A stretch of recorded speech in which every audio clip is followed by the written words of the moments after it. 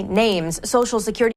The Social Security numbers for every American may be at risk after a massive data breach. Fox News correspondent Dana Marie McNichol has more. Let's watch. Nearly 3 billion personal information records, including names, Social Security numbers, and addresses, reportedly exposed in what could be the largest data breach in history. The information stolen from National Public Data, a company that collects and sells access to personal information, which is then used by other organizations to obtain things like background checks and criminal records. We didn't give permission for them to collect that data.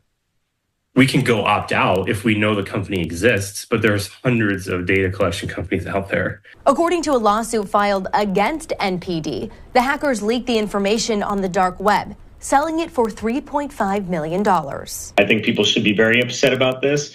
They should ask, why is this company, why do they have all of that information? And when they had it, who was making sure that they were protecting it? The scale of this breach is so extensive that if you live in the U.S., it's likely that some of your data is included. So what can you do? Take simple measures like monitoring your credit report for fraudulent activity, managing your passwords using two-factor authentication when possible, and freezing your credit, which can help prevent scammers from taking out loans or opening new credit cards in your name. Too few people do the basics right, and so we just make it really easy for cyber criminals to attack us.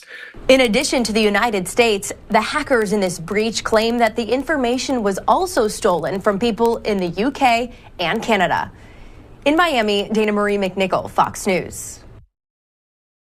Dana Marie, thanks so much. So for more on what this means and any advice for people out there who are wondering, was I swept up in this hack? We're going to bring into the conversation our friend Fox News contributor, Kurt Knutson, the cyber guy. He joins us.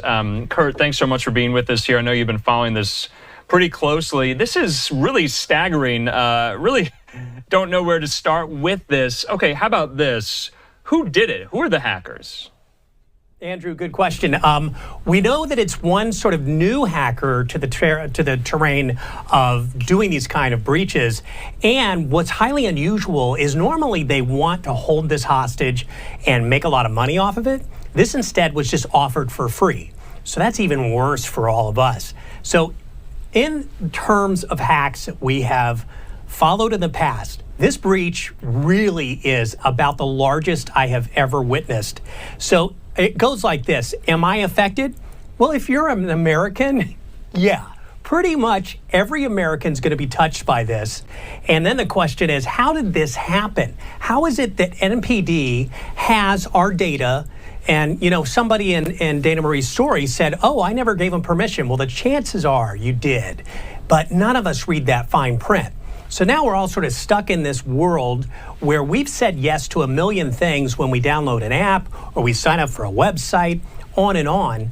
So Andrew, today, what you really want to do is look at how do I extract myself from this? And that's really the trend when you see something like this. The advice is great. Watch your credit reports right now. Okay. Watch them like a hawk, because if something else is going to happen, you'll see it there. And then in terms of somebody getting a hold of your Social Security number, who else is going to post it online and where else is it going to go? And the question is also, how do you remove yourself from the internet? There are data removal services. We've rated the top ones online at cyberguy.com that we follow. And then also, how do you then in the future know when these breaches happen?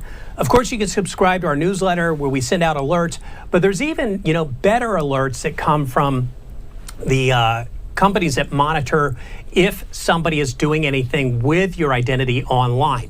And those services, again, you have to subscribe to them, but there's some really good ones that are out there. They're not that expensive. Okay. And again, we rated the best of those. So watch your credit. Watch phishing scams that come in your direction. If you didn't ask for it, don't click on it. It's those common rules. Yeah. Kurt, I wanted to ask, because it just seems like, and maybe you agree, that we're seeing these massive data breaches and hacks with more regularity, more frequency, on a really more massive scale than we have before. Are you confident in the safeguards that are out there right now to prevent getting your data swept up into something like this? Are they strong enough, or do they need to be stronger?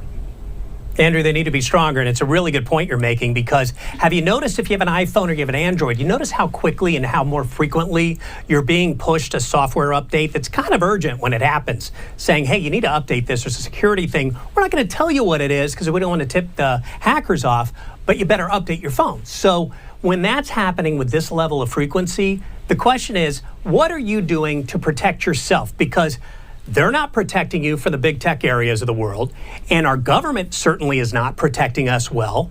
So it's really up to you and your family. So my advice is always this: what are you doing to make yourself resilient?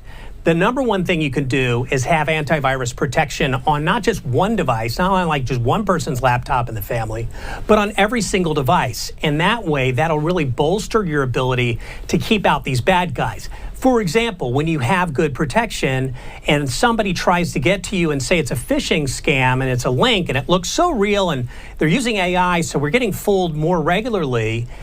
Well, when you go to click that link, good protection will stop the link from even going through, because they'll have identified that. So it's really about, you're getting on a boat now, and the boat's going to sink at some point. Gosh. Well, you better have a life jacket.